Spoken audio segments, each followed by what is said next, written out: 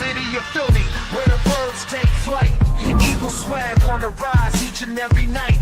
Tone and Marcus got the scoop ready to ignite. From the lanes of South Street to the Broad Street lights. Dashing like a running back, hitting every play.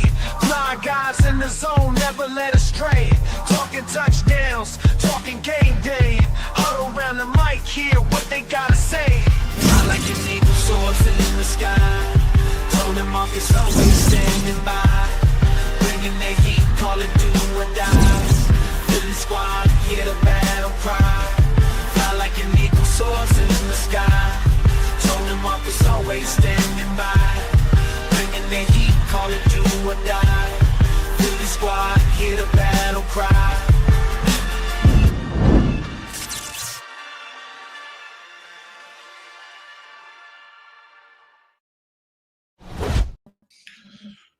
There he is. What's going on, good folks? What's going on, Tone?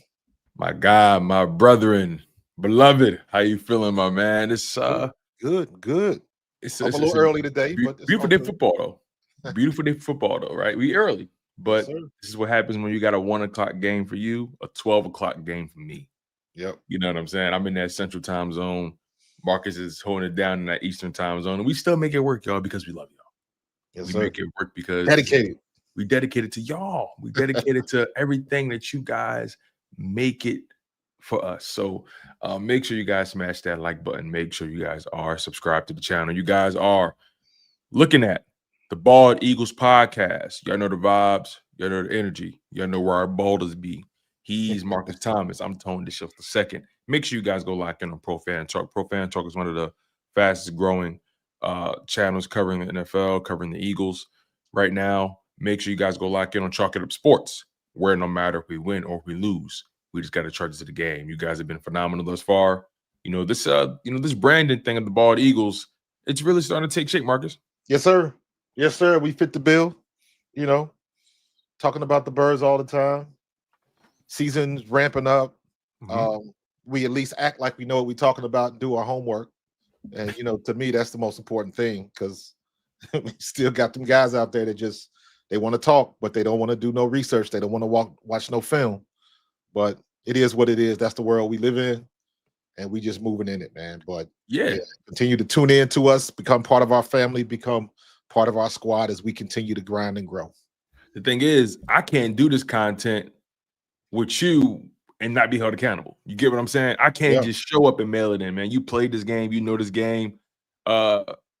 You've played at the highest level. You played at all levels, really. NFL, college, CFL, World League. You played at every single level. There's not a part of this game that you're not familiar with. So I got to come correct, when I'm talking to you, man. And look, the reality is this. I lean on you in a lot of regards, man. Of course, I'm ultimately a spectator. I'm an enthusiast. I don't like the word fan. I'm a football enthusiast. Right? And all I can do is do the best research that I can in regards to the game. But there's nothing like playing it. So I always lean on you to take me behind the face mask, right? Take me into those film rooms and those sessions about what goes on typically, right? So look, man, you guys are fortunate. You have a guy here who played the game, played for Philadelphia Eagles, played in the CFL, the Canadian Football League, the World League, is the all-time leading rusher at Eastern Kentucky University. Like, you got a guy who's done this and has done it well. So, look, man, I can't wait to get into today's conversation. We got a lot to get into, Marcus. This is a big game this week, according to both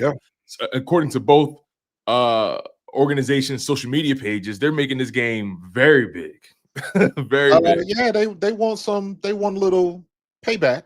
They're trying to get their lick back after what happened last year, because they had the same sentiment last year that they thought they was going to come in here and throw the ball all over us. And just like everybody else did last year, they underestimated what our defense could do.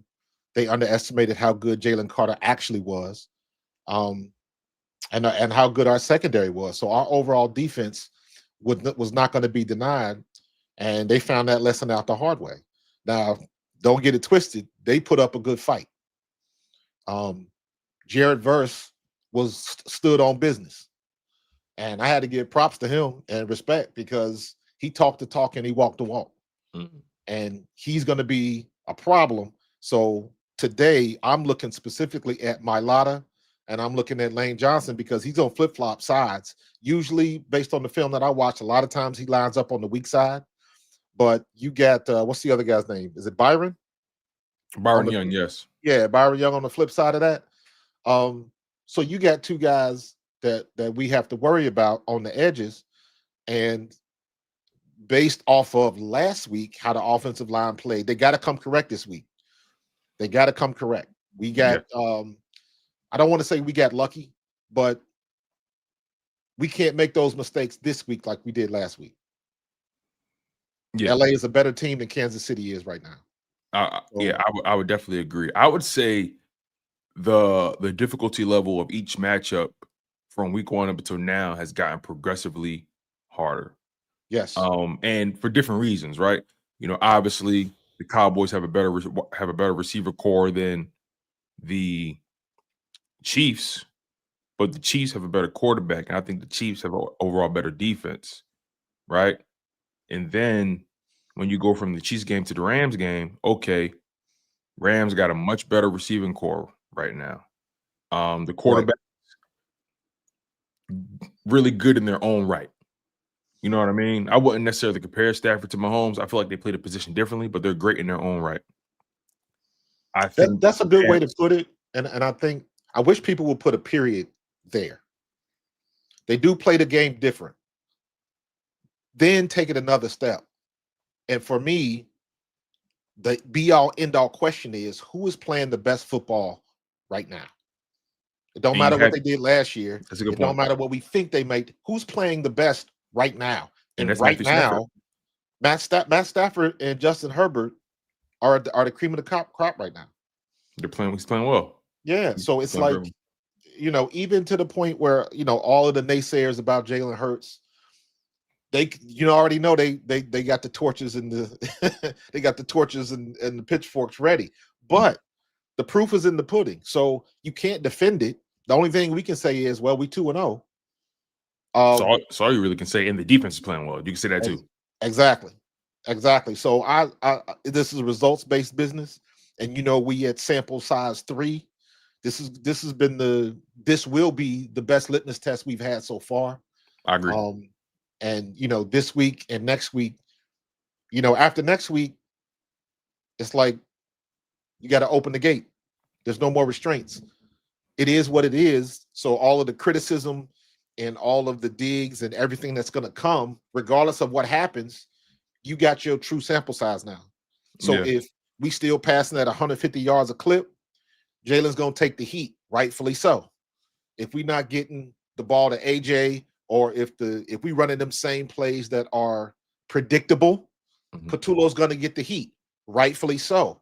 And then you kind of add on top of that, what happened at the end of the game? Did we win or did we lose?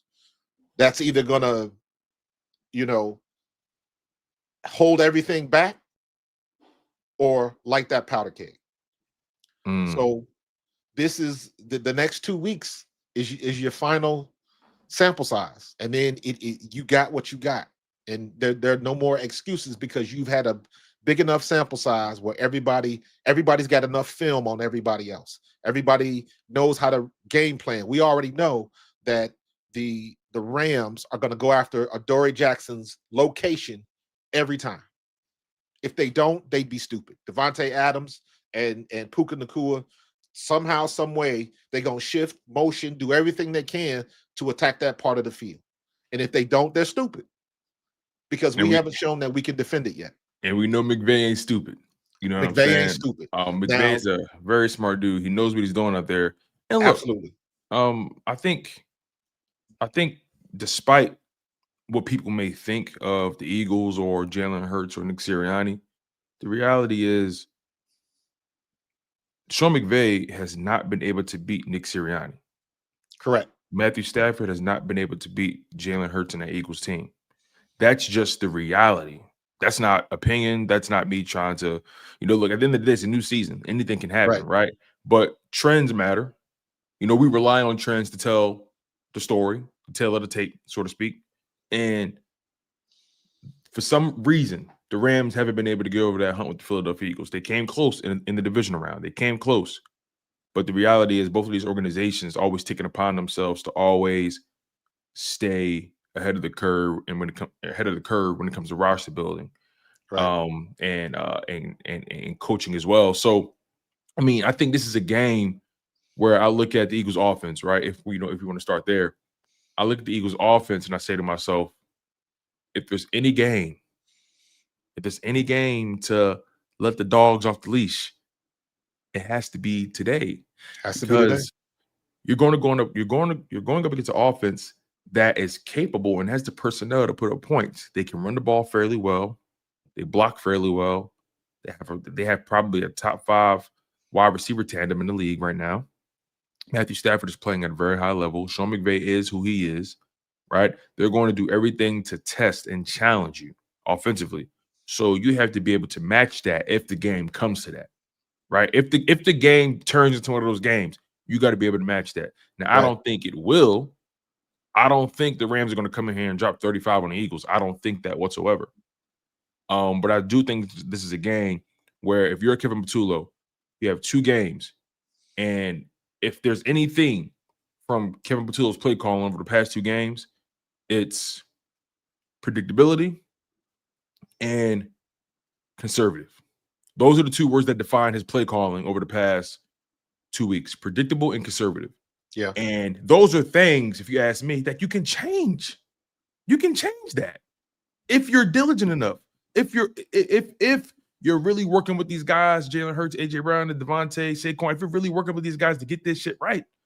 And I even love what Jalen Hurts had to say. He took full accountability for the operation. I want to get your thoughts on, the offense, Kevin Patullo, and Jalen Hurts' words at the podium when he took full accountability for how things have looked. That's what he's supposed to do. He QB1. That's what he gets paid. That's part of his job description. As far as Patullo, we talked about this before. In my opinion, it's looking a little bit too much like the Sirianni offense from 2023, and that's not surprising. But I thought we had evolved a little bit more, and I guess me thinking that maybe they would take a little bit more from what Kellen Moore did last year and then implement it more. Now it seems like that is not happening. However, and this is a big however, when your offensive line ain't playing up to snuff, if we block the way we're supposed to block on a couple of plays last week and we get those big explosion plays down the field, specifically the one with AJ Brown, and there was a couple other ones during the game later on in the game, but if we get that big play right off the bat, the whole conversation is different. But that just goes to show the machinations in the offense and how if one person doesn't do their job on offense, your whole play is wrecked. Defense, you got a little bit longer leash because sometimes everybody behind you or everybody in pursuit can cover the mistake. If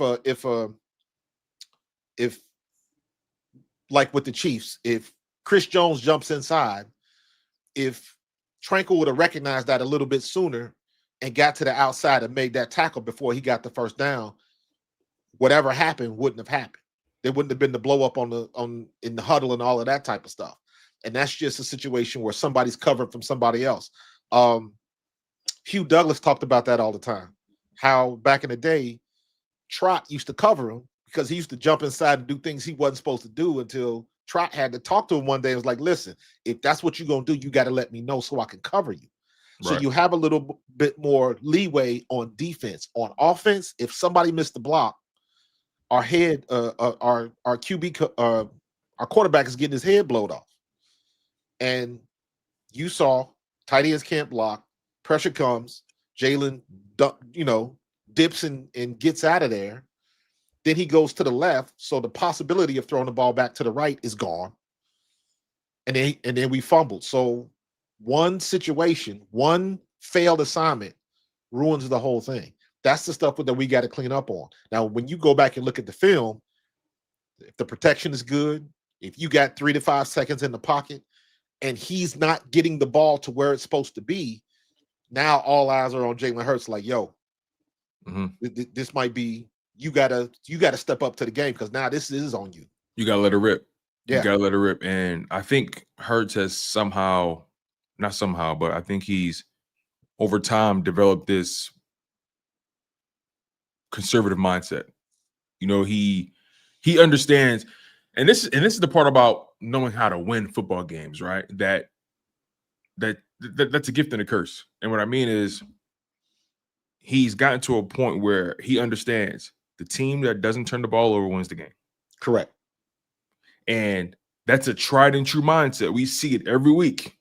And he's taking it to the nth degree. And he has taken it to heart. He got it tattooed on his spirit. You know what I'm saying? And I respect it. I appreciate it, right? Turnovers are demoralizing. As a viewer, turnovers are demoralizing. I'm sure when you're playing the game, when you got momentum and you turn that ball over, there were drives throughout that first 4-game stretch where the Eagles were moving the ball, then Jalen Hurts turned the ball over, and it's like, oh my God. It can throw you out of whack. And like, look, you're professionals. You have to respond to that if it happens.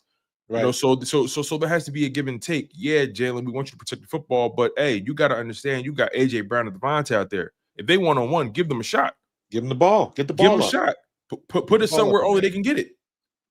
You got to give them a shot, man. So, you know, I think this is a game where we see Jalen Hurts unleash a little bit. You know, I'm not saying he's going to go out there and throw for 400 yards, but I think this is a game where, you know, because of what happened the past 2 weeks, and I think Jalen has officially, after that press conference, I think he's officially taken heed to what's going on. I would agree with that.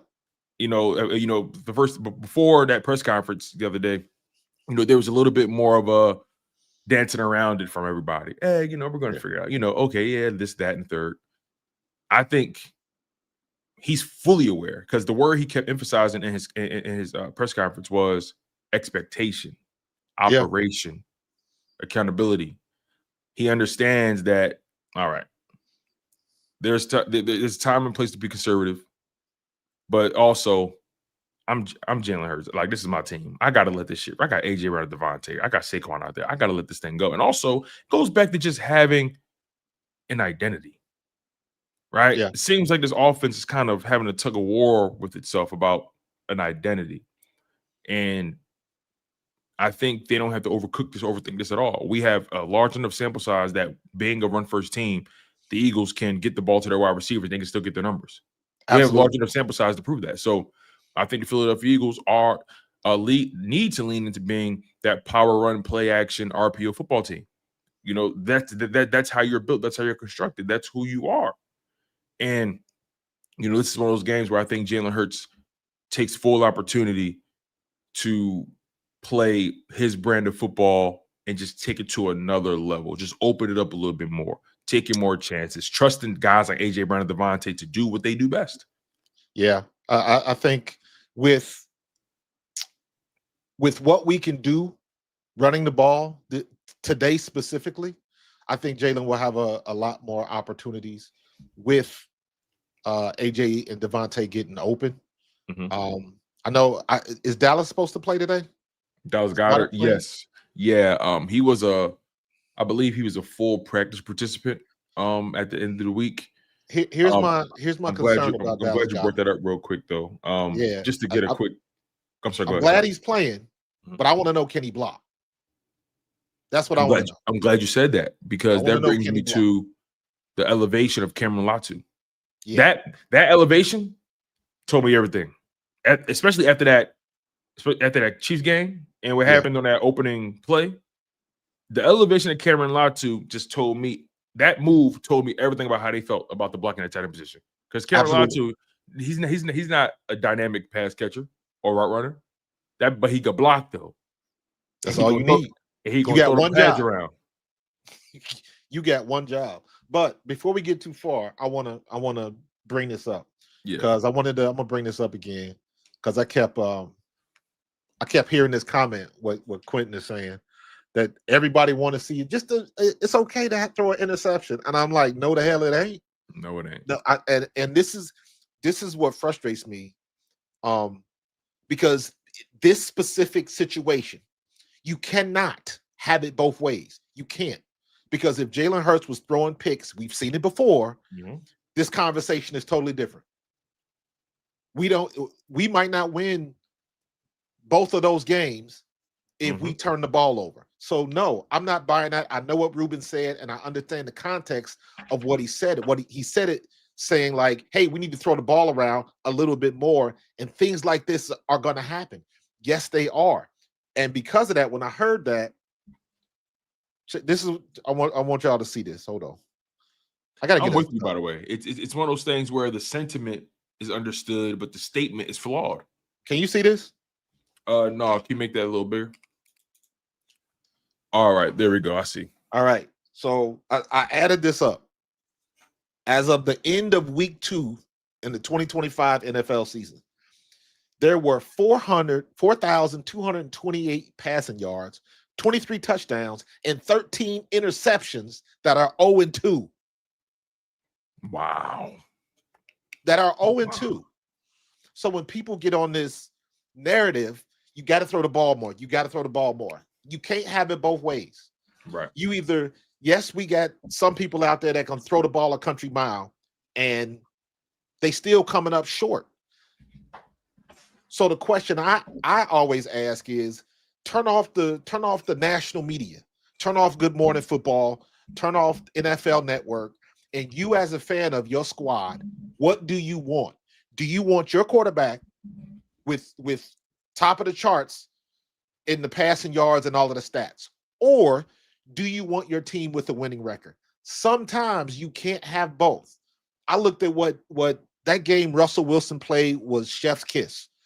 New York should have beat Dallas, and he threw for all of them yards. Russell Wilson had 235 yards in the first half. Russ was cooking, lighting them up, and they still came away with the L. He had a career game all across the board. Yes. And you still came away with the game. So I don't want that. The Giants 618 yards in 2 games, 0-2. You know what I mean? So I don't understand what people want. It's not going to always look pretty, but at the end of the day, the win still matters the most, because that's going to come into play at the end of the year. Yes. Where you're seated in the playoffs, all of that type of stuff. That's where that comes into play, and we can't forget it. Stop listening to social media and Adam Schefter and all of them dudes on these shows, because they don't know any more or less than you do. They got people in the background shoving stats in front of their faces. They're not doing homework. Everybody ain't watching film, so don't get caught up into all of that. We 2-0 for a reason. The passing game is going to get better, and if it isn't, school's out. You got a right to criticize Jalen because he's the quarterback. Of course. You nailed that. I mean, you nailed that. The chat's definitely giving you the props, man. You nailed that. The reality is the team that turns the ball over more tends to lose the game. You know, the teams who are typically passing a lot for a lot of yards are typically losing the game.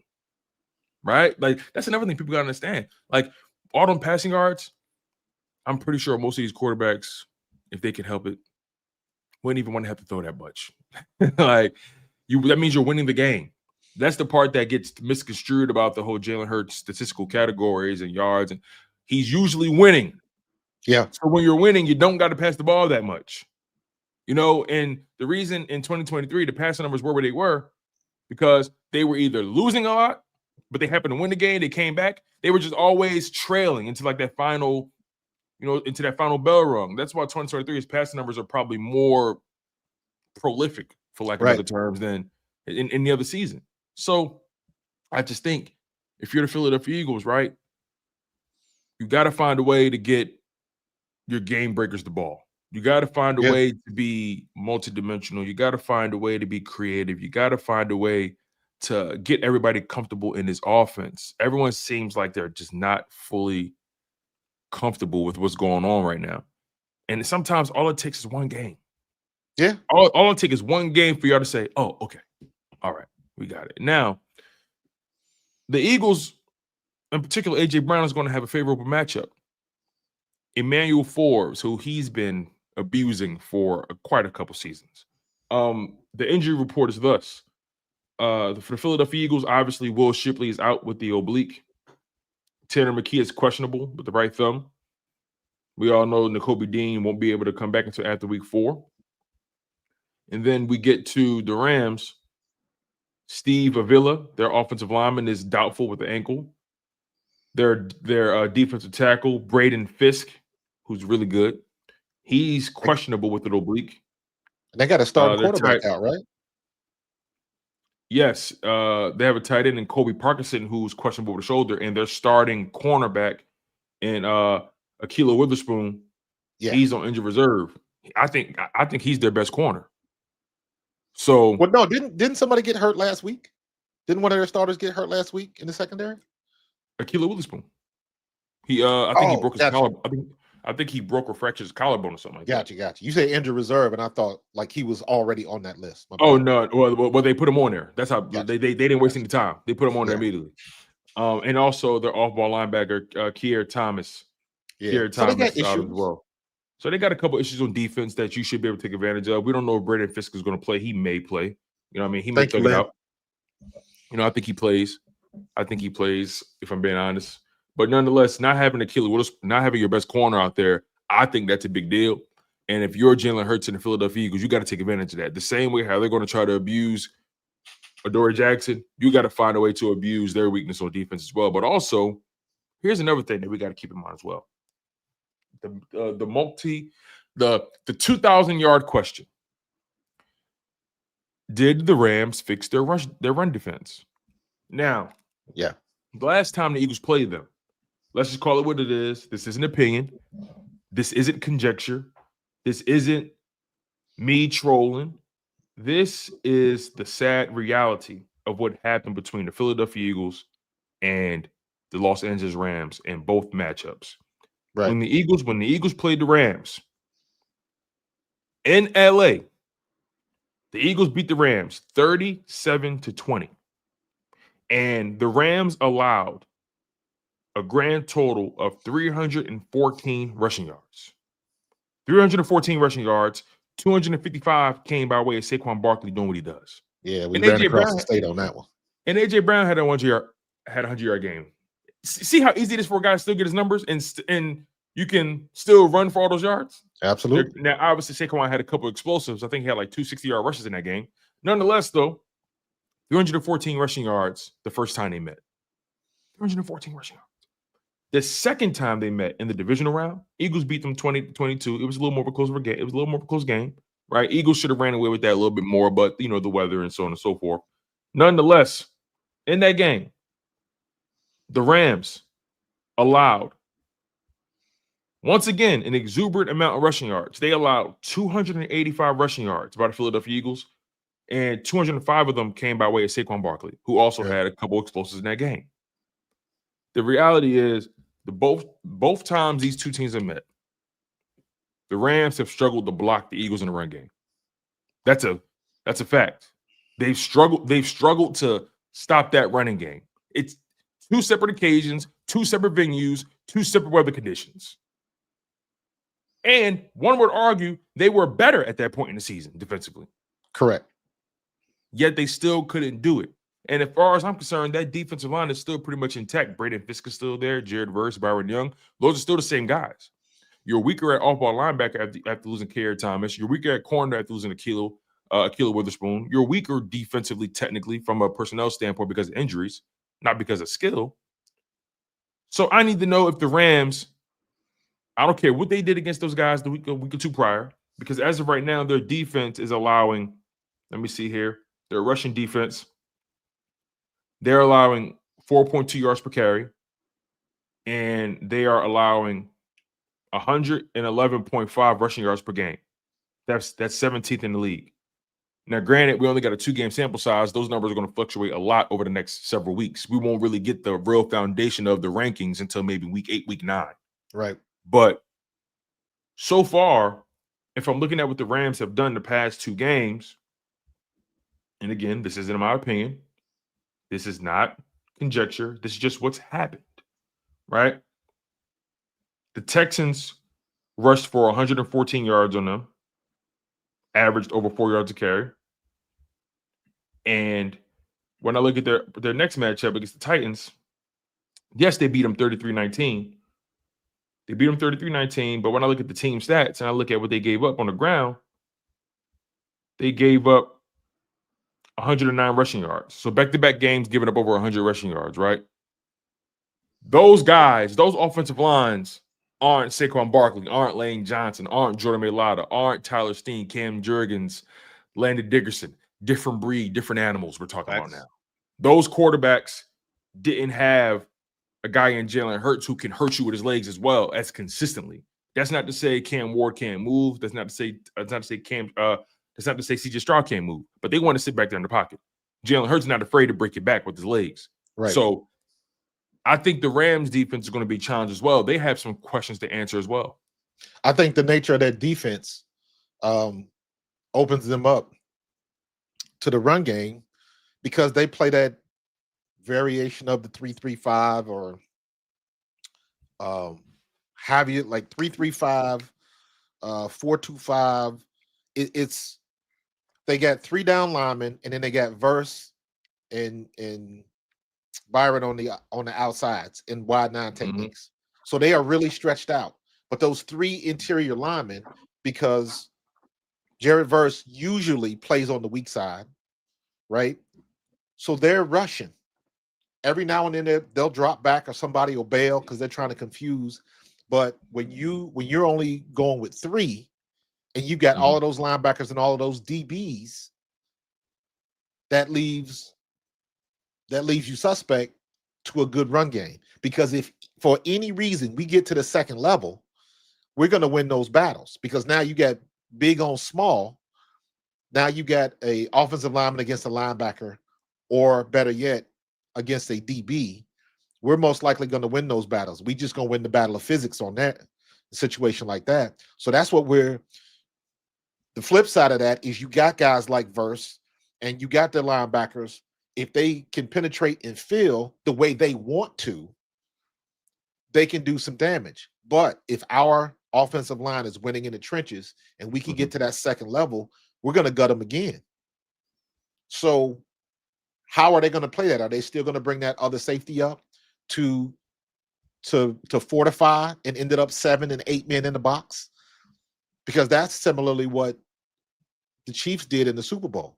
They brought that extra guy up.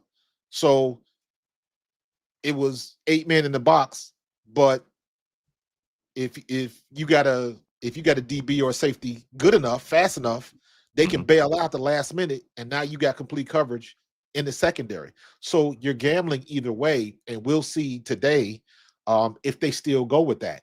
Kevin Patullo has got to establish the run game today. If the run game gets going, if Saquon does what we know he can do, Jalen Hurts will be fine. The last thing you need is for Jared Verse and those guys to pin their ears back and just know that they can rush the quarterback at will. Absolutely. That's like I want those guys thinking out there. I want those guys having to run sideline to sideline. Like I just think you cannot come to this game with a foolhardy mentality, a foolhardy game plan. If you're Kevin Patullo, no. You can't be cocky at the podium. You can't be. You gotta take accountability and say, dog, okay, I really haven't cracked the can on this thing. Like I gotta open this thing up, man. I gotta get that running game going. Saquon, he hasn't had a 100-yard game yet. Granted, we're only 2 weeks in, but I thought he would have that game against the Cowboys. It didn't happen. I thought he could have. Well, it's funny. He had a better game against the Chiefs than he did the Cowboys, which is strange, if I'm not mistaken. But I mean, back-to-back games with a rushing touchdown, right? And those rushing, if you notice, those rushing touchdowns are identical. Yeah, the Cowboys rushing touchdown and the Chiefs one, they look. If you line those the same play, if you line those up next to each other, they look identical. So, I think the Eagles need to get that running game going. You need to use your offensive guard. You need to use your athletic offensive lineman to get them moving, pull guys, get creative, and overall these guys got to execute. These offensive linemen got to execute at the end of the day, right? You can't, like, at this point you got too many guys that have been playing this game for too long. You got too many Pro Bowls and All Pros for them to be playing the way they've been playing it for the first couple weeks. We got to get outside the tackles. I agree with you 100%. If there was a defense where you can get outside the tackles, this is the defense. Because with the edges playing that wide technique, they're coming up to contain. But if you get inside of them and get back outside, you can do damage.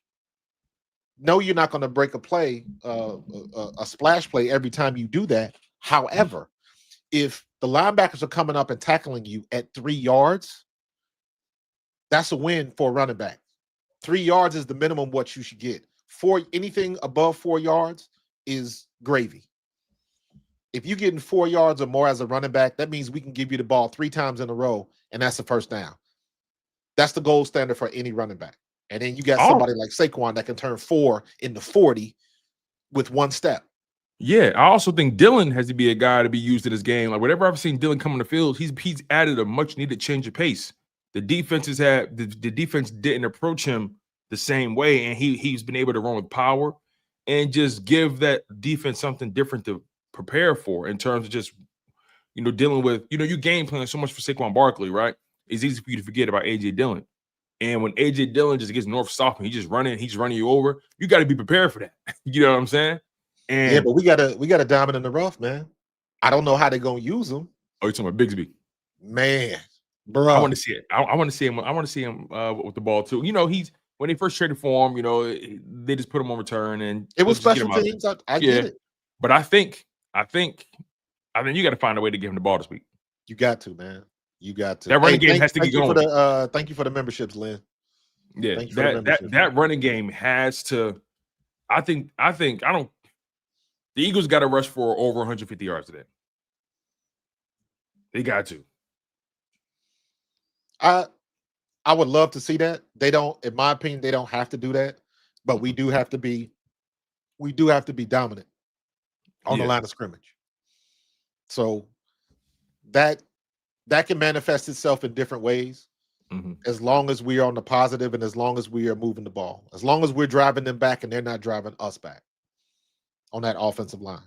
So we got to be dominant on that offensive line because, and again, this is Patullo. I didn't get a chance to go back. I know I talked about it last week, but I'm still going to do it in that Kansas City game. I want to see how many times that they ran the ball out of where Jalen was under center. All of those runs, if I'm not mistaken, they're so much better. Runs. There's so much more successful runs. You can do off of that. The play action you can do off of that is unreal. But you got to be careful because if the guys on the edges don't block the ends, don't block those edges, that play action, and we don't block Jalen's blind side, that could be bad, very bad. So I'm hoping that Patullo will pull some new feathers out of the cap and do some things different because now this is the defense where you can do it too. And let's not forget, we assuming that the Rams are going to do the same thing they've been doing. Of course. And that's not necessarily true because they watching film too. They can say, well, last time we got gutted like this, so maybe we might need to change up some things a little bit. So, you know what? That's why they make adjustments in game. You may be on to something. Like, don't be surprised if they completely sell out to stop the run and force that Eagles pass game to come alive. Make Jalen beat us. At this point, that's the game plan. If you're the game plan. That's the game plan. Their passing game clearly is still stagnant until proven otherwise. I'm selling out to stop that run. They got to prove to me that they fixed their problems. Correct. If I'm the Rams, that's what I'm doing. Correct. That's what I'm doing. So, yeah, it makes total sense to me. Let's transition. Let's flip the ball a little bit, right? We talked a lot about the Eagles offense versus this Rams defense. Let's flip it. Rams offense versus this Eagles defense. This Eagles defense is playing at a high level right now.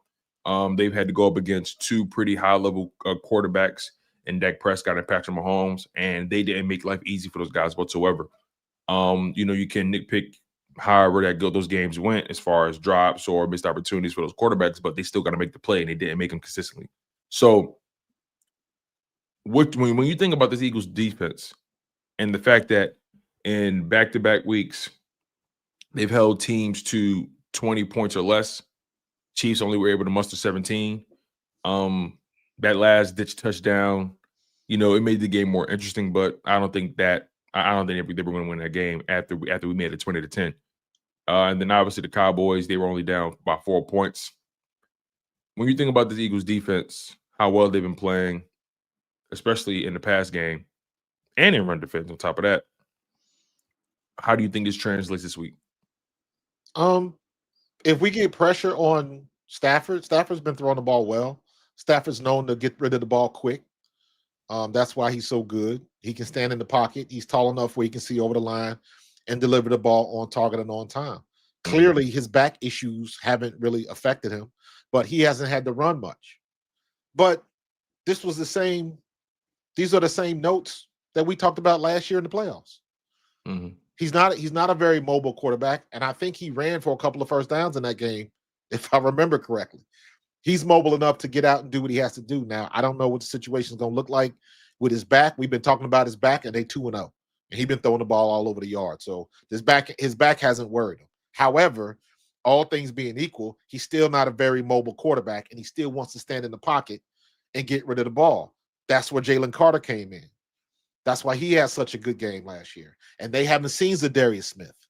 So we still have the advantage on the defensive line.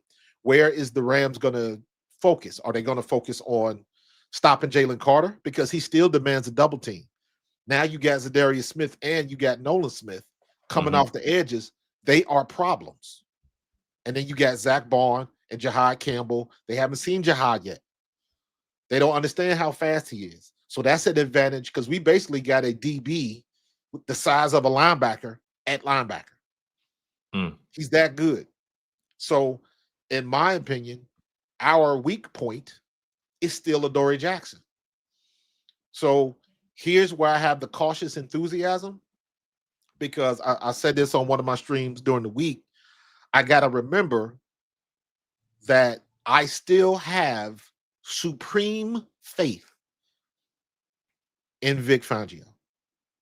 And if Vic Fangio was telling me Adoree Jackson is going to start again, I got to understand that that's the best option in this situation, period. If it was Keely Ringo, he would be in there. If it was Ja'Cory Bennett, he would be in there. I'm going to trust that Vic Fangio is watching more film than I am. And there's a reason, because he's seen the bad too. So he knows what's coming, and he's still sticking with Adoree Jackson. Okay. Because it's going to be one of them things. It's good until it ain't. And then we got to adjust. But if Ja'Cory Bennett should have been in there, he would have been in there. If Keely Ringo, because I said this the first week, I could have watched Keely Ringo do what Adoree Jackson did with the same results. I'd rather take the younger kid in there. And let him learn on the job, right?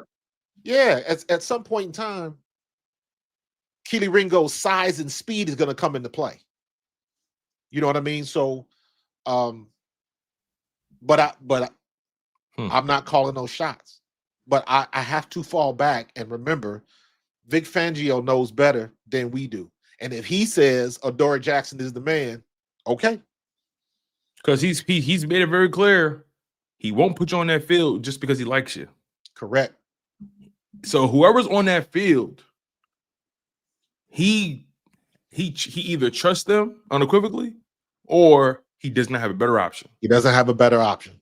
And when it comes to CB2, for Adoree Jackson to be out there 2 games in a row. Now, look, again, we've seen things switch up over a 4-game span. We know, remember when Devontae Maddox went out and Cooper DeJean came in week 6 or whatever it may be. Things can change, right? Yeah. But as of right now, based off his actions these first 2 weeks, and Adoree is going to get to start today as well. Yeah. Based off of these 3 weeks, in the decision, we do not have a better option there. At this point, it is what it is. At this point, it is what it is. Again, is he setting up the Ja'Cory Bennett switcheroo? Right? Is he setting up? Is Mac McWilliams going to come out of nowhere and to be a guy? Right?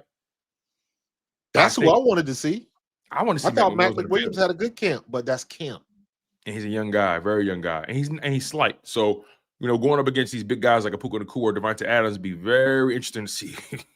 Bro, you already know they're going to be targeting Devontae Adams all damn day. That's they targeting whoever's on the door. Whoever got the matchup, they targeting it. Yep. And Matthew Stafford's been playing this game for a long time. He's a very intelligent quarterback. Very his football prowess is up there. But you said something, right? You know, he's at his best when he's able to sit back there and deliver the pill with comfort. He's at his best. He's not mobile, and that's what he's at his worst. When you actually able to lay hands and feet on him early, you start that clock speeds up, and he is a different quarterback. You know, I was listening to Mike Mayock talk about it, and he didn't. I heard that interview. He didn't. We can tap into that too. He didn't get into too much detail about this, but he specifically said, we all know Sean McVay, Matthew Stafford, that offense, they're high profile, and I'm paraphrasing.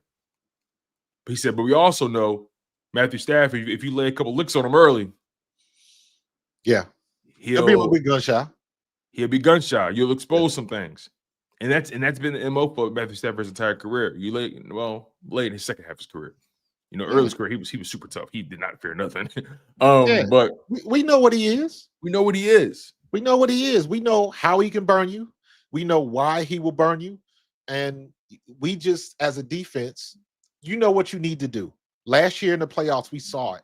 You got to get hands on them, frustrate them. Don't give them the time to get to those second and third options. You got to get rid of the ball now to your number one. And your number one might not always be open.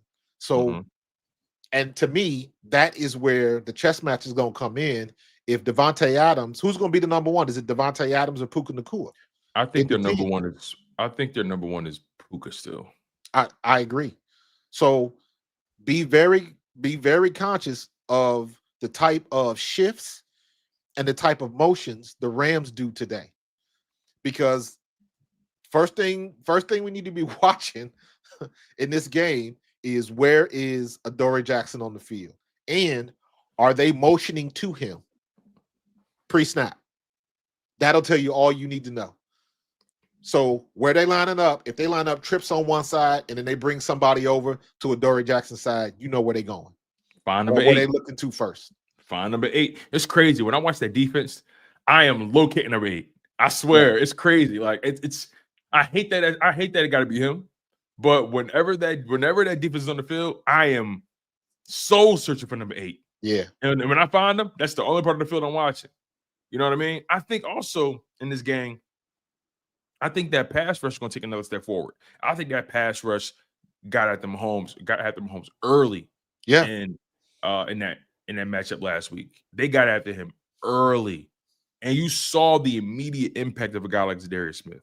Yeah. He's so violent. And we also saw some unique blitzes from Fangio that we don't really see. You know, bringing up safety with Andrew Makuba and Zadarius Smith got in on that sack. Yeah.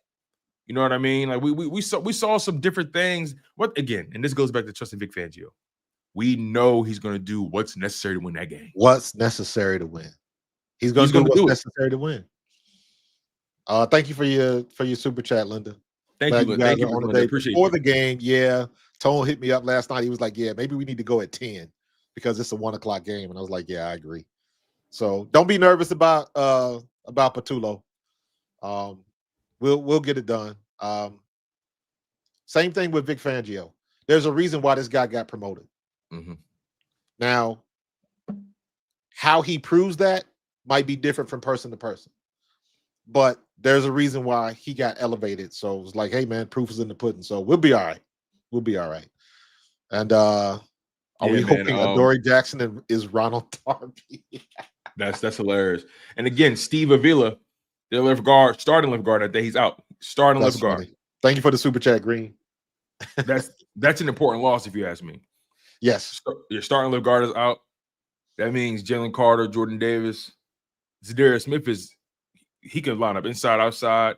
You even saw Jalen Carter lined up on the outside, I think, a couple times. I think that's his game. You know what? That's something that we don't say enough, or we don't think about enough. If you have an injury on your offensive line and you're bringing a second stringer and they got to face down Jalen Carter, that's their first test. Mm-hmm. Is the best young defensive tackle in the game. That's a mental That's a mental juggle right there. And we all know offensive line is all about cohesiveness, communication. Yeah. Knowing the guy next to you. This kid that's going to come in for him, I think, is Justin Diedich, or it's either going to be Justin Diedich or maybe some kid, maybe Warren McClendon.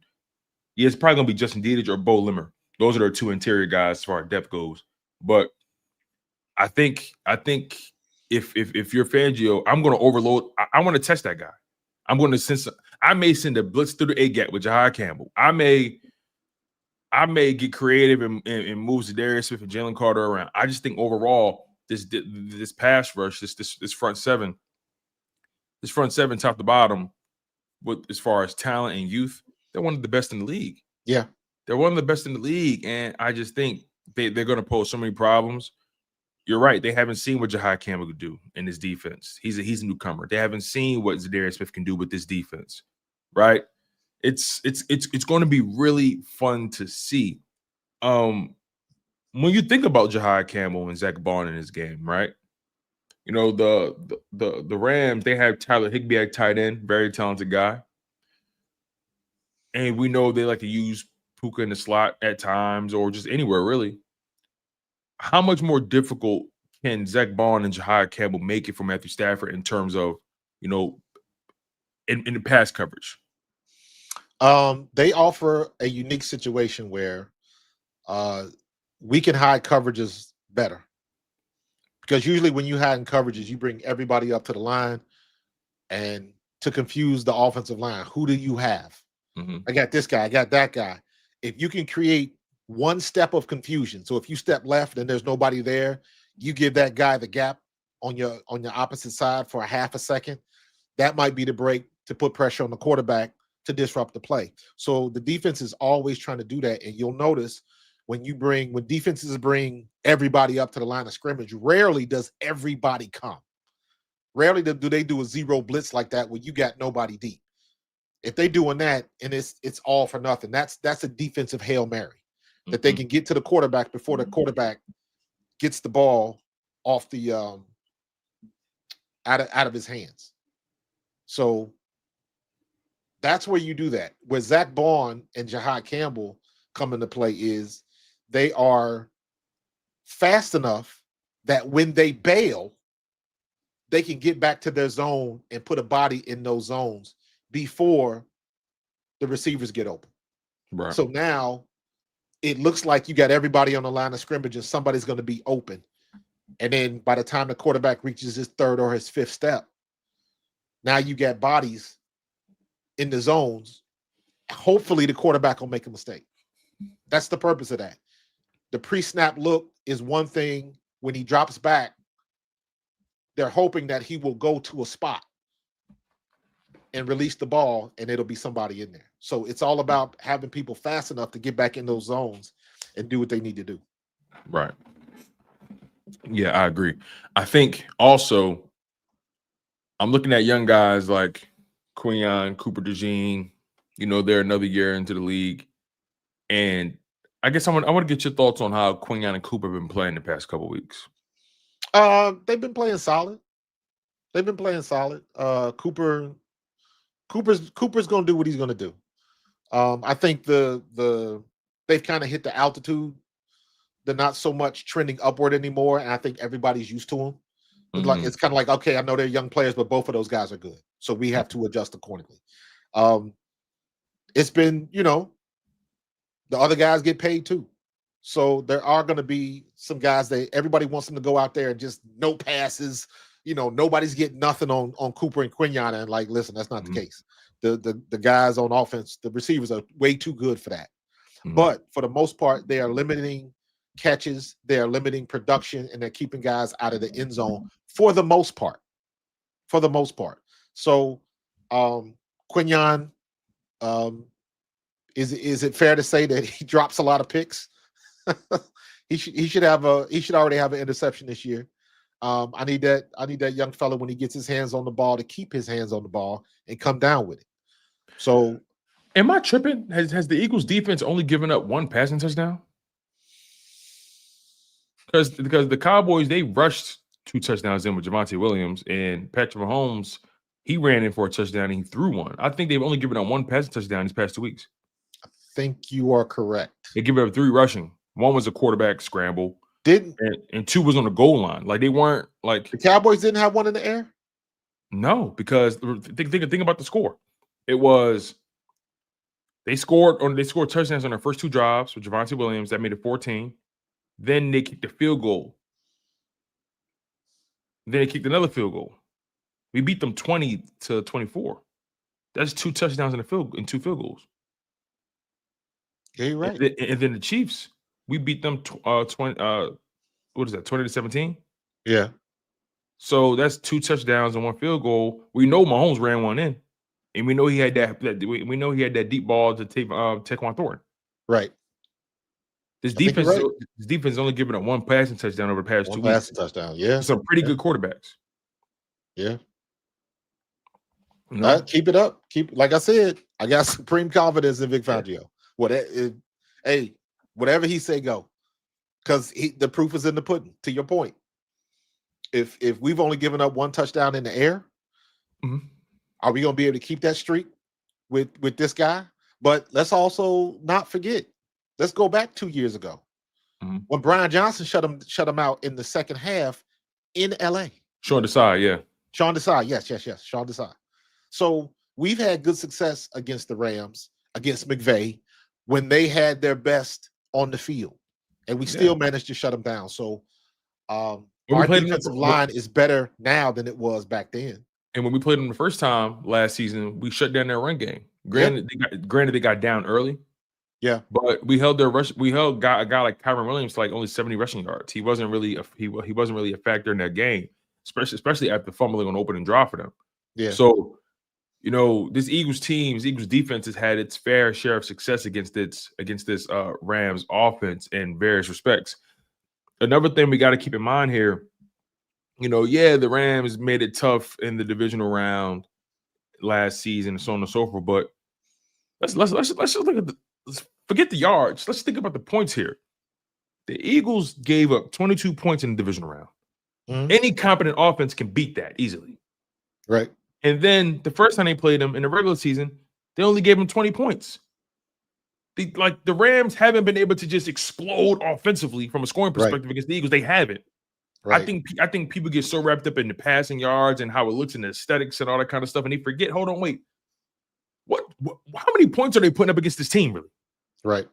Like the Rams haven't just been dominating the Eagles or haven't just been abusing the Eagles, and no, that hasn't been the case at all. Like they have failed to put up more than 22 points in the past 2 meetings. I could take it a step further, right? Go back to 2023. In 2023, when we played the Rams, we beat them. Only allowed 14 points. Yeah. Beat them 23-14. And we didn't play them in 2022. So, and then in 2021, when we played them and we beat them, let me see here. No, we didn't play them in 2021 either. So, the bottom line is, though, they haven't had this crazy scoring output against the Eagles. The Eagles have been doing pretty well against preventing them from, from taking over from a scoring perspective. And I'm like, I cautiously avoid going too far back in history because to me, the only thing that matters is when Vic Fangio's here now. That's a very good point. So we can start there then with the Vic Fangio last year. We can start there. Keep it there. And Green Wing Man, we're gonna come back to this point, but I want to, because John's point makes more sense in this conversation right now, because Fangio has been blitzing, doing things that he did not do last year. He's been changing it up a little bit, so the looks are going to be different, the pressure is going to be different, and we got different players. Yes, Jalen Carter is still the stalwart in the middle, but like I mentioned earlier, Darius Smith is on the corner. They haven't seen him before, not with us, anyways. So, and Zadarius Smith immediately is paying dividends. Immediately. And oh, by the way, Nolan Smith is on the other side. And Jordan Davis is playing lights out right now. And Josh Uche is one of the highest rated pass rushers in the league. I mean, he doesn't have any sacks to cement that, But Boy, as far as winning his matchups and forcing the quarterback off his spots, he's been that guy for the you past 2 games. don't have to make the play to make the play. Yeah. You don't have to do Sometimes that. he could force them into a Jordan Davis sack or a Jalen Carter sack. Like forcing the quarterback off his spot, making him move much more than he wants to move is the goal here. And whatever you get after that is a plus. Correct. And Vic Fangio, to John's point here, again, thank you for the super chat, John. Moving things around, moving pieces on the chessboard, and bringing blitzes that nobody's seen before. Because what did they say against the Chiefs? I'm not used to Vic Fangio blitzing it. He blitzed this much, and you got to give it a different look. They spoke about it in that on the broadcast. They were like, "Hey, he's sending some safety blitzes in that Super Bowl. He didn't blitz what? He didn't blitz what? But guess what? That's because he didn't have to. Right. He didn't have to. The pass rush was doing what they needed. He didn't have to. Right. So hopefully, in my opinion, I think the reason why they're blitzing as much as they are is so they don't have time to get the ball to wherever Adoree Jackson is. I can see that 100%. You got to be able to cover that up. I can see that 100%. We're going to 46% blitz rate. Oh wow, that's interesting. I totally get it. You got to do whatever you can to try to mask those flaws. But it's going to be a give and take. It's going to be a balance. You have to time. Well-timed blitzes are significantly more valuable than just blitzing just the blitz. It's all about just having that well-timed blitz. And it worked against the Kansas City Chiefs. So we'll see how this matchup. We'll see how this matchup goes. We're about an hour deep into the show. Let's get into our bold predictions. Let's get into our score predictions as well. So let's start with the bold. Do you have a bold prediction for the offense and a bold prediction for the Eagles defense?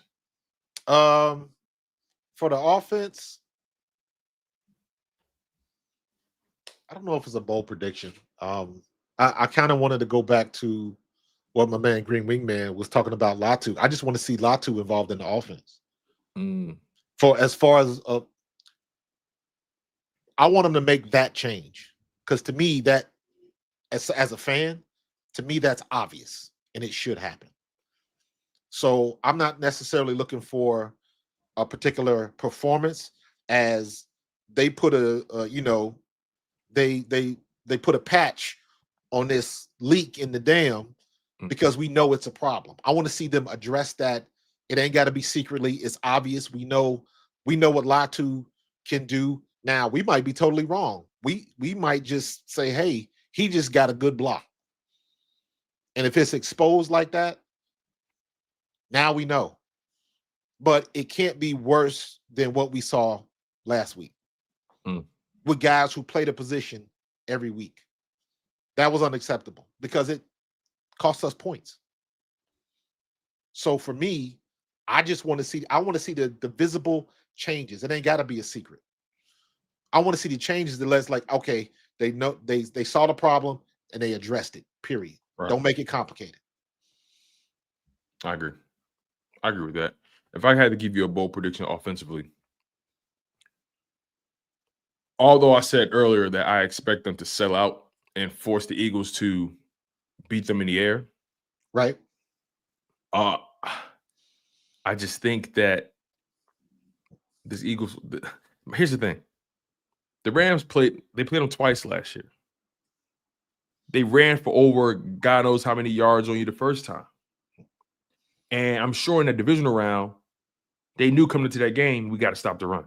Yes, and they couldn't, and they still couldn't. Yeah, because in between the first matchup and the second matchup, they saw what the Eagles were doing.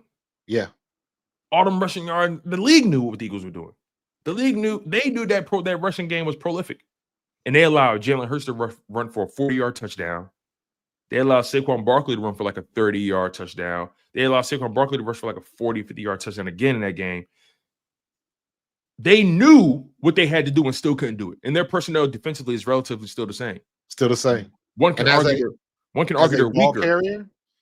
As a ball carrier, if y'all can't stop me in the snow, you ain't gonna stop me on a good track. Right. And one may argue that not having Ahkello Witherspoon out there, because he tackles pretty well, not having him out there, that hurts you defensively. So absolutely. My bold prediction, I think the Eagles rush I think the Eagles had their strongest rushing performance of the season. I think the Eagles rush for over 175 yards in this team. Nice. Seriously. Let me counter that. I think they rushed for over 175 yards. Let me counter that. AJ Brown has 2 touchdowns. There we go. I knew you had a bold prediction in you somewhere. We just had to find it. AJ Brown has 2 touchdowns because if they gotta do one or the other, and I think they would be more committed to stopping the run than the pass because they haven't seen the pass, and because of that, I agree with that. AJ Brown gets in the end zone twice. I agree with that, but the passing game with the Eagles was being questioned last year. It was, and they knew what they had to do then. You know what I'm saying? I think that's my angle. It's like regardless of how you view each one, you got to pick one, and they picked. I'm assuming they picked Saquon Barkley in the divisional round. And they still couldn't stop him.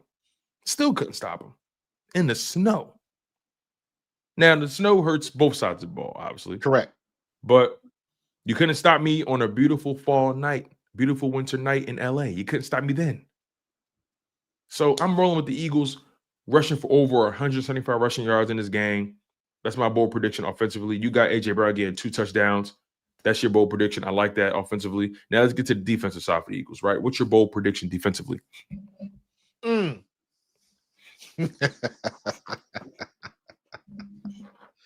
man. What you got in your mind, man? Adoree Jackson gets a pick. Get the fuck out of here. I done made what I do last week. Didn't I make a pick 6 bold prediction for Adoree against Mahomes? I think it was Mahomes, or was it? I can't remember. Yeah, I think you did. But that's my bold prediction because I look at it like it's bold as hell. They're sticking with him. They are sticking with him. They're sticking with him.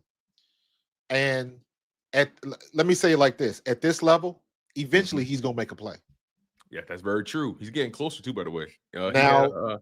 He had a couple pass breakups. I think he had 2 pass breakups against Kansas City. Pass breakup against the Cowboys that almost resulted in a Byron Young interception. Yeah, he just dropped it. Right.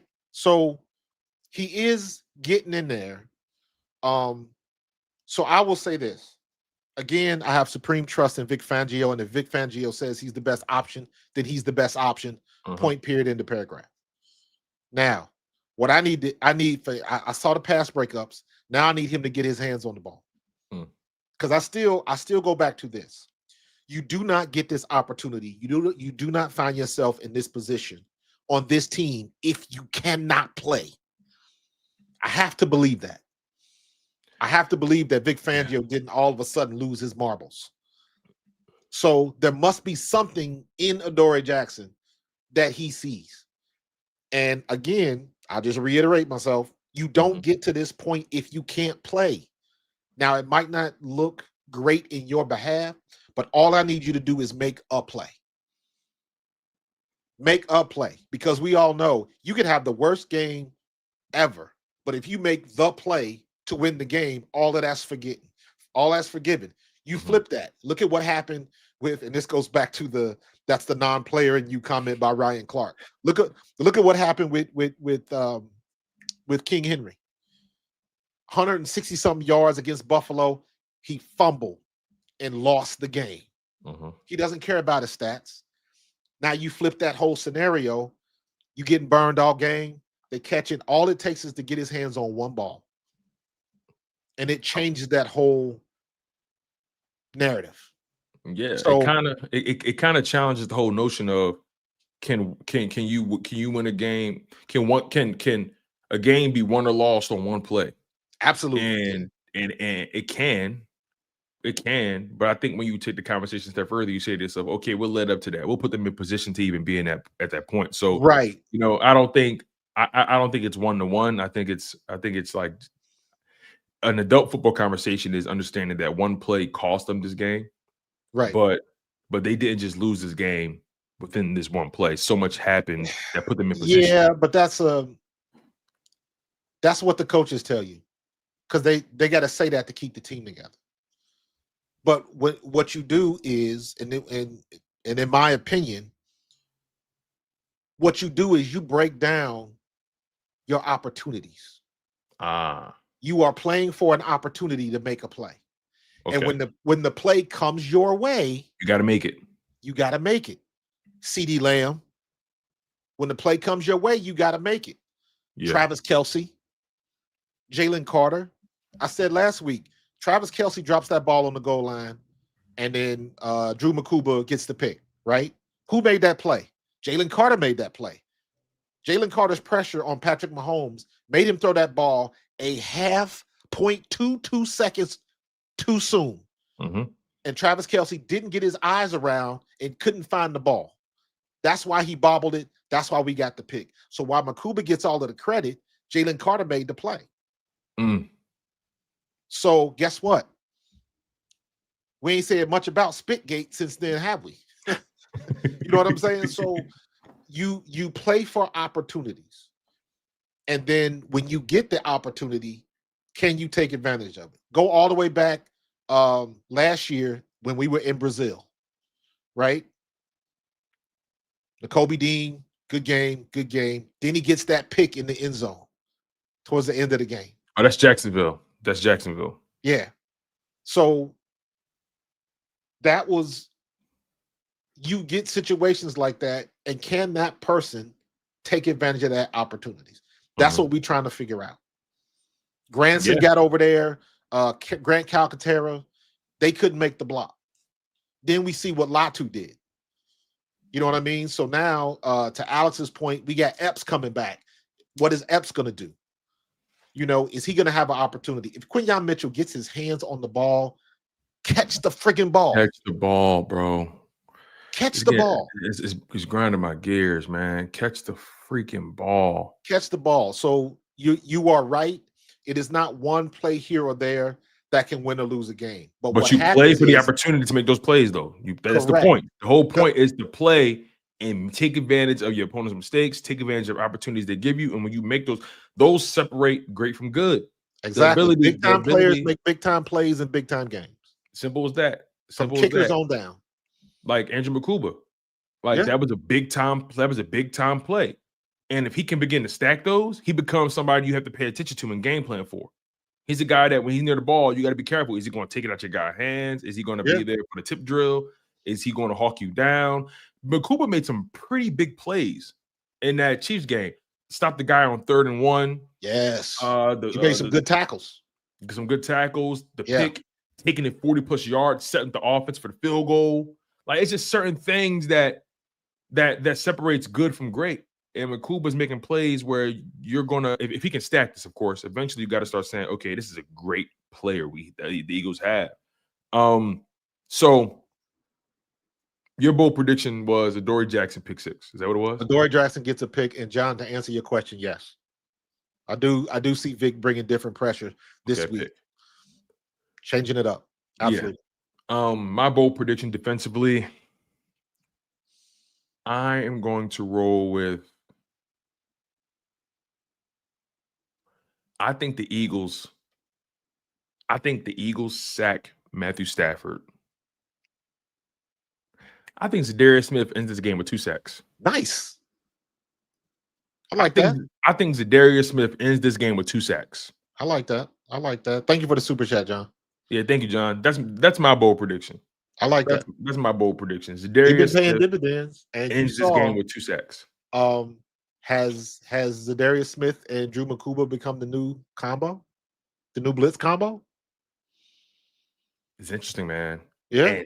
And Zadarius, again, he's fine. He's a big dude. He jumps off the screen. And don't be surprised if you see Quinyon in there. He doesn't look slow. He's not slow. He sets the edge very well. Nolan Smith was setting the edge great last week. You know what I mean? For his size. Yeah, they were set. The Eagles run defense, they can set the edge. They really can. So yeah, man, I got Zadarius Smith ending this game with 2 sacks. So those are our bold predictions. What's your score prediction for this game? I ain't even thought about the score, man. This is to your point. I haven't thought about it either because the Eagles have kind of been screwing me score wise. Yeah, I don't. But I'm gonna still give one though off the top of the head though. This is one of these games where the score needs to be too much to not enough. Like I don't care. Like this is because to me this is a statement game. This is a game that says, based on the optics as it exists right now, LA is looking like one of the better teams because they got the 2-0 record and they've been throwing the ball all over the yard and Stafford's doing what he's doing. So optically, they look better than anybody else. Yeah. LA and the Chargers. And I also want to remind you real quick, also want to give you a quick reminder that when they faced up against a competent defense, they only put up 14 points. Houston Texans have a good defense. Correct. Their offense is the problem, not defense. Houston Texans held them to 14 points. They only beat them 14-9. Right. Then when they've been up against an anemic defense in the Titans, they put up 33 points on them. And based on what everyone keeps telling me, that game, the Rams, they didn't just blow them out the water offensively until that fourth quarter when the levees broke. There was a point in the game where the Rams going into the fourth quarter, they had 20 points and Tennessee had 16. Tennessee was in that game going into the fourth quarter. Then, Rams went on a little flurry, put up a touchdown and 2 field goals, 13. They outscored them 13-3 in the final quarter. So, I know their offense is talented and they can put up the yards, all that kind of stuff. But that 33 points they did it. Yeah. Don't get me wrong, they did it. But they did it up against a defense that's really not that good. But when they went up against a defense that is good, only put up 14 points. So who are they really? Right? At least like I said with the Eagles, consistently the past 2 weeks, the scores they put up and the scores they've held opponents to has been pretty consistent. Correct. The Rams, on the other hand, don't really know who they are yet. And this is why that point right there is why I use that term optics. Because everybody's seeing the narrative that they putting out there on Good Morning Football and all the media heads and all of the shows. The optics they want to throw out there is like Matthew Stafford is lighting it up and Puka Nacua and Devontae Adams. And they put that narrative out there. But when you dig a little deeper, when you do a little homework, when you look at the stats don't lie, but they do deceive. So you really got to get into the nuts and bolts of what's happening in every game and watch the tape. So you're 100% correct. But you would know that from what you hear on television. Of course. Matthew Stafford, back's not a problem. He's just lighting it up. Okay. We'll see we'll test that theory today. Yeah, because they couldn't run the ball against the Texans. They only put up 72 rushing yards. They couldn't run the ball. Yeah, well, their best running back just got injured. No, their best running back is Austin Eckler, and No, Austin Eckler's with the Commanders. He got hurt. I know, I'm being sarcastic on purpose. I'm being sarcastic on purpose. Yeah, Austin Eckler is just out for the season. They should have paid the man, but it is what it is. I think Kyren Williams is a good back. He is. I don't think he's game changing though, and he's not there yet. Right, and again, we're going up against a competent defense. Competent. Yes, we still have one of the best defenses in the league right now. They couldn't put up over 80 yards rushing. They couldn't generate more than 14 points. You go up against a trash defense in Tennessee. Okay, you were able to put up 33 points. Kyren Williams still didn't have a 100-yard game, only 66 yards. But I think as a team, let me check their rushing numbers here. Yeah. As a team, they put up 149 rushing yards. So they were running back by committee. And I think also, let me, and this is where we put layers back. We can't forget Puka had that 45-yard rushing touchdown. Puka on one attempt. On a reverse? I think so. Yeah. So if you take away that play, if you take away that one play, they only generated 104 yards of rushing offense in their bell cow back, and Kyren Williams averaged less than 4 yards a carry on 17 carries, 66 yards. Yeah, but they're not. You got to look at it. They're trying to keep the defense honest, so they're For going to sure. give him his 15 to 17 carries to run their play action. RIP Charlie just made the point for me. Play action might win us the game today. Same thing. They're trying to run that play action to keep the defense honest, so they can open up some lanes. So they're just doing what they're trying to. No, I totally get it. I You know what I totally mean? get it. So- But my point is, Kyron Williams back-to-back games, only 66 rushing yards, like exactly on the nose. Right. That they had Kyron Williams hasn't been. I think he's the key to their running game. I appreciate that, Vicky. So no, Vicky, appreciate you. I think I really think like this Rams team, I think they're talented, but they can be had. Correct. I agree. That's my honest, humble assessment of this. I agree. All right. Let's see, where are we? Let's transition to making our picks for the week, and then we can begin to close this show out, my man. So, we didn't give our scores. You got a score prediction? Yeah, what I say? Too much to not enough. I'm gonna say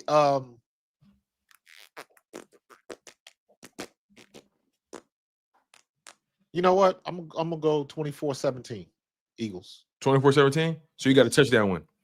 Yeah. I got the Eagles winning 27-20. So you and I are pretty much in the same boat. We got them winning by a touchdown. Ray Rhodes passed away? Really? What? Hold on, dog.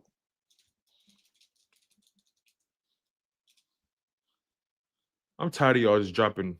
Oh, shoot, he did pass away. Did he? Wow. Ugh. Rest in peace to Ray Rhodes. Wow. No, wait, time's out. Hold on. Hold on, man. Y'all keep killing. Listen, y'all like old Twitter. Y'all keep killing people. Let me see. I'm not saying anywhere he passed away. I'm looking. I googled his name straight up. Nah, I don't see it either. Nah, come on, man. I gotta stop doing this. Man. Y'all keep killing people in this live chat. I gotta stop doing this, man. Y'all like classic Twitter. Just keep killing people. Hold on. I see something on Facebook, but yeah, I saw that. And somebody in the comments said, "Yo, Google's free. He's live."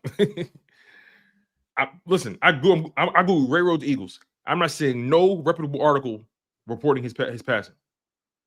Yeah, fake news. Yeah, that's foul, man. Anyway, so yeah, you got 24-17 Eagles. I got 27-20 Eagles. So I'm rolling with that. And yeah, let's transition to making our picks for the week, and then we'll begin to close the show out. Again, we appreciate y'all for locking in on the content. You guys are locked in on the Bald Eagles podcast featuring Marcus Thomas, aka Coach Marcus from Pro Fan Talk. And I'm your guy, Tone DeShields II from Chalk It Up Sports, where no matter if we win or we lose, we just got to charge it to the game. Make sure you guys are smashing that like button on both channels. We're live on both channels. We're live on Pro Fan Talk and we're live on Chalk It Up Sports. Make sure you guys continue to smash that like button. Make sure you guys are subscribed to the channel, man. That like button is currency, man. The channel, things don't move. New people can't find us without you guys hitting that like button. So let's keep this thing rolling, you guys. All right. Let's get into our picks of the week. Now, on the season, I am currently 18-14. Right. What are you? I think you're like, what, 20-12? Something like that. I had it written down. Now I can't find it. You all good? All right, yeah. Let's make your picks bigger like we did before. Let's shift this a bit. Yeah, I'm gonna have to get me a hot button to change these screens. All right, let's see. Because I'm pretty excited about this. This is a good week of football. Benjamin Moore says, Tone, Eagles win 34-17. Let's see who else. What else scores we got here? I'm seeing AJ Harris with 28-17. Carlos Rosado has 27-17. Carlos. What else? What else? I like these scores from y'all, by the way. Greg Miller says 34-24 Eagles. I don't think the Eagles beat them 34-24. Stranger things have happened, but I'll allow it. Yeah, 30-21 is a good score. Yeah. Gatekeeper Coley 24-20. That's kind of been par for the course, so I ain't even mad at that one. But I got 27-20. I think 27-20 is reasonable. I say 27-20 because I think the Eagles offense takes a little bit of a step forward this week. And I think the Eagles do what they've been doing to the Rams, holding them to the low 20s.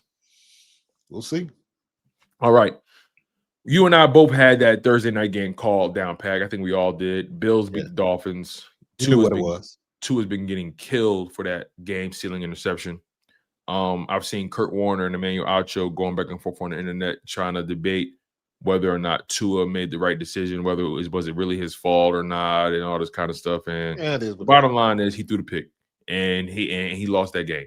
Simple as that. Now obviously there's context, but I ain't got time for the context. Bills won, we got that one. All right.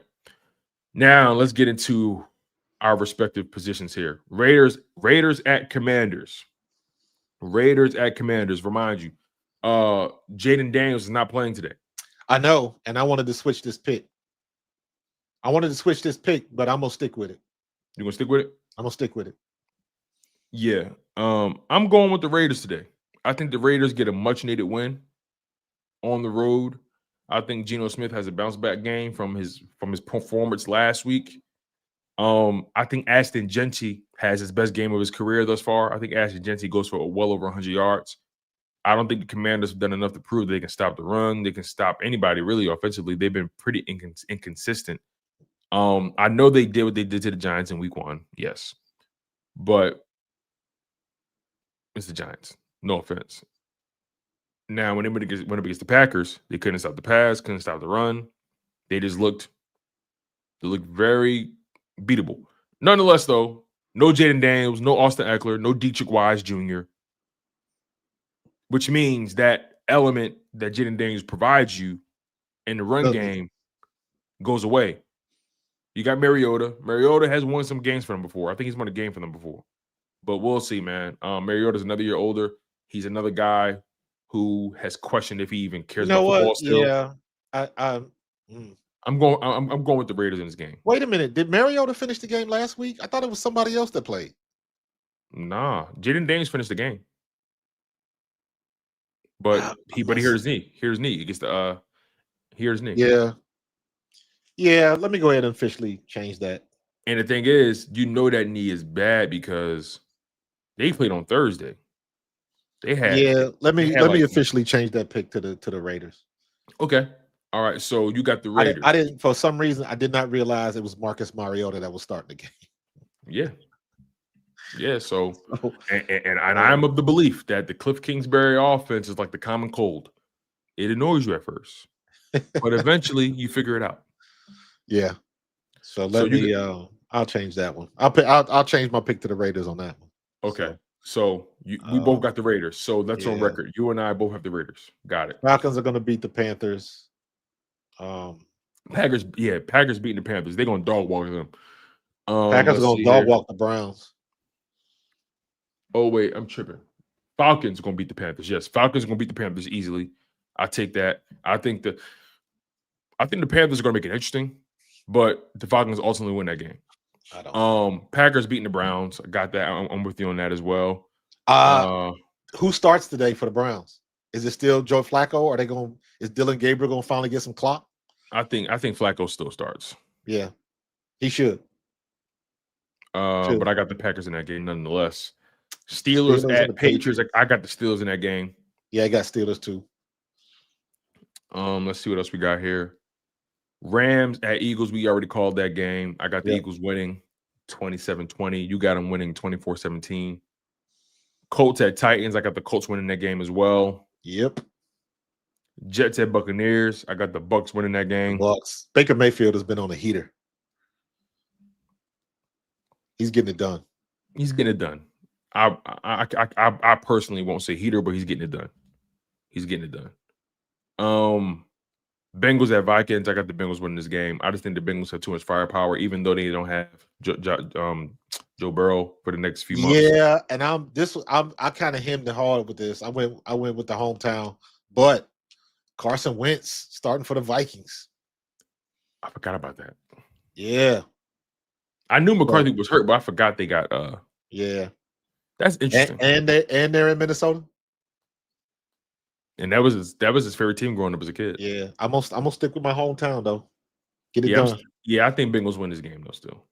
All right, Jags at Texans. I think the Jags get them. I think the Texans start the season 0-3. Oof. I got the Jags winning this game, man. And they're home. I don't know. I don't know what's going on with that offense, bro. I don't know. CJ Stroud missing a lot of open receivers. Yeah, man. Like he's starting to look like he got the yips or something. Let's see here. Saints at Seahawks. I'm not overthinking this ever again with the Saints. I'm going Seahawks. I'm going Seahawks in that game. I got the Seahawks. I'm not a fan of Spencer Rattler, dude. Yeah, that part. Rattler. I've seen him 2 weeks in a row. Nope. Yeah. Not fooling me again. Yeah. So yeah, I'm rolling with the Saints over the Seahawks in that game. Chargers and Broncos. Justin Herbert. I got Chargers. Justin Herbert's playing very well right now. That's gonna be a good game though. Broncos ain't gonna lay down. I think the Broncos gonna give them a run for their money, but I think Chargers edge them out. Yeah. Cowboys Cardinals at 49ers. Cardinals at 49ers. I got, you know what? This was a tough pick for me because, you know, Shanahan said it was just a very slim chance. Purdy plays, so I don't think he's playing. So I think you're going to see Mac Jones again. Yep. But he did what he did against that Saints team that's very anemic. I think the Cardinals have improved their pass rush with adding Josh Sweat. Yep. I think the Cardinals beat the 49ers on the road. I think the Cardinals beat them. I really do. I just think I think that Mac Jones luster dulls this week. So I'm rocking with Cardinals in this game like you. All right. Cowboys at Bears. I got the Cowboys winning this game reluctantly. I got the Cowboys winning, man. And if ever Caleb Williams wants to have a turnaround, now's the time to do it. Now's the time. Now's the time. Now is the time. I don't think the Cowboys are that good. They are beatable. The Giants almost took them down. The Giants should have took them down. So this is one of those opportunities, like we were saying, playing for opportunities. But Caleb Williams has got to show up, and he can't be back there double clutching and running for his life. So we'll see. Yeah, man. But I got Cowboys winning that game nonetheless. Chiefs and the Giants. But let it be wrong, though. All right, Chiefs and Giants. We talked about this game earlier this week, and you and I were like, could the Giants pull something off here? They can. But I'm like, let me not, because I got to keep reminding myself, they got Russell Wilson at quarterback. The offensive line still is what it is, though. It is, but I still got the Chiefs winning. The Chiefs are real and right. I would love to see the Giants take down the Chiefs. I would love to see that would actually excite me. Yeah. To see the Chiefs start 0-3, that would be interesting to see how they bounce. We've never seen that before in the Mahomes Andy Reid era. We've never seen that. That's why they play the game. And again, they always say you want to stack these wins early. You want to stack some of these wins early, man. We'll see. We'll see. But I got the Chiefs winning this game nonetheless. I think the Chiefs look at it from the perspective of we cannot start the season 0-3. We cannot. And they find a way to win. It's probably gonna be ugly. Yeah. Because look, that Chiefs defense is better than that Cowboys defense. Right. You know? So, and we got the Lions at Ravens. I got the Ravens winning that game. Yep. The Lions in trouble. Yeah. You said it. You said it a couple weeks ago. Like when you lose both your coordinators. I think that catches up with you at some point. Yeah, and the quality of the coordinators. So yeah, the Lions got some they got some work to do. But the Ravens, they still trying to come back from that loss from Buffalo. They still trying to every week Lamar Jackson is trying to prove something. Yeah, they took their frustration out on who they played last week, the Browns. Yep. They took their frustration out on them. Yep. So but again, like this the Super Bowl isn't won in week 2. You know, you can take your frustrations out on improve something everybody else, but when the playoffs come, you got to prove it to yourself at this point. So we'll see how that goes. Nonetheless, though, you guys, that's pretty much the show, man. Make sure you guys smash that like button. Make sure you guys are subscribed to the channel. We really do appreciate you guys for really leaning into this Ball the Eagles culture that we're building here, man. Like I always say, y'all know the vibes, y'all know the energy, y'all know where our ballies be. You feel what I'm saying? Any final words, Marcus, before we get out of here? No, let's Vic Fangio, I need you to do it again. Adoree Jackson, I need you to come up with a turnover today. Let's go into week 4 not having to worry about number 8. That's what I want. Let's go into week 4 not having to worry about this offense. Agreed. You know what I mean? So agreed. Did you see AJ's what AJ wore to the stadium? Did you see that? No, I didn't. No, I didn't. What do you wear? He's wearing a green shirt and it says "Check on your teammates." Because I think that's part of suicide awareness. Yeah, well, you know, AJ takes it very seriously. He's been pretty open about his mental health battle, and you know, a lot of people. I kind of hate when people try to pretend like they have a view into this guy's psyche when he's doing press conferences because he's calm, he's relaxed, he's remaining stoic. Like they like to say he's angry, he's pissed off. Right. I mean, sure, you want the offense to be operating a little better at a higher clip, but I think he understands that. Look, we've been down this road before. We've been through it already. We've been to the mountaintop. We've experienced the highs of the highs and the lows of the lows. I think AJ Brown is way more equipped to deal with whatever they're going through now than ever before. And again, AJ Brown is he's a professional. He's a great leader. You don't get to see on your chest for being somebody who's emotionally unstable, right? Yeah. You don't get voted that two years in a row as a captain. So, yeah, man, shout out to AJ Brown. Wait, real quick, there was another conversation that you and I wanted to tap into that I mentioned earlier. Something that happened. While you think about that, I'm watching this post by John Clark, NBC's John Clark, and it's saying Jared Verse once again walks right through the Eagles' defensive line warmups, but he didn't. He was on the sideline. Jalen Carter called him over, and they dapped it up. And he shook hands with Cliff Hurt, and then he walked off. So, what happened this past week that was exciting that I wanted to talk about? Because I mentioned it, and I was like, offense and defense. I can't remember. I cannot remember. Was it Latu? No, we addressed that. Latu, Adoree, Marcus Epps, the guys being elevated. Roster spots. Damn. Oh well, I guess it wasn't really that important. You guys. Damn, it's grinding my gears. All right. Nonetheless, that's your show, man. We've been here for well over an hour and a half. We appreciate y'all. Make sure y'all smash the like button. Make sure you guys are subscribed to the channel. We appreciate the love and the support.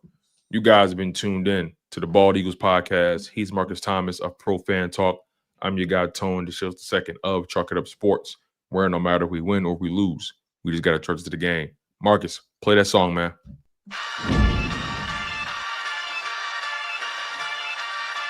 In the city of Philly, where the birds take flight, Eagle swag on the rise each and every night. Tone and Marcus got the scoop ready to ignite. From the lanes of South Street to the Broad Street lights, dashing like a running back, hitting every play. Fly guys in the zone.